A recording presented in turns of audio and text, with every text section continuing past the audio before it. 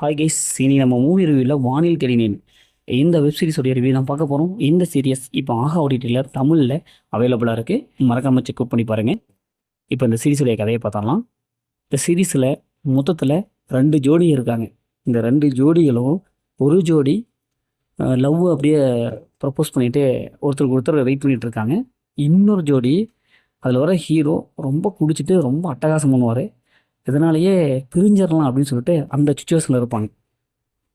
இப்படி போயிட்டு இருக்கிற இந்த ஜோடிகளுடைய வாழ்க்கை இறுதியில் என்னவா மாறுச்சு, என்ன ஆச்சு அப்படிங்கிறது தான் இந்த சீரீஸோடைய ஆன்லைன்.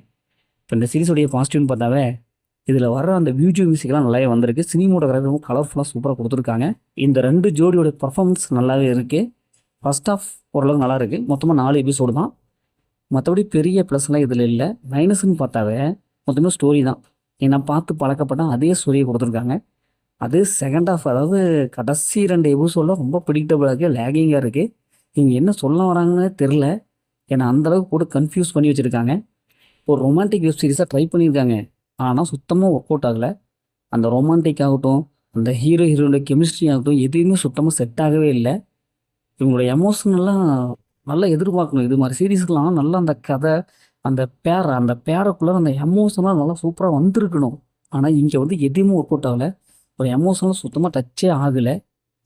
அதேமாதிரி வெப்சீரிஸோட சீனெல்லாம் பார்த்தா அந்தளவுக்கு பெருசாக இல்லை, ரொம்ப லேசியாக இருக்குது. ரொம்ப கிரன்ச்சாக கூட போகுது, அந்தளவுக்கு பண்ணி வச்சுருக்காங்க. இந்த சீரிஸ் வந்து ஃபேமிலியோட பார்க்கலாம். அந்த மாதிரி சீரிஸ் எதுவுமே இல்லை. மொத்தத்தில் இந்த சீரிஸ் எப்படி சூப்பராக சும்மா இருக்கனா இந்த சீரியஸ் ஒரு ஒன் டைம் வாட்சபிள்லாம் நான் சொல்கிறேன். ஓகே, இதே மாதிரி அடுத்த ஒரு புதிய மூவியில் சந்திப்போம்.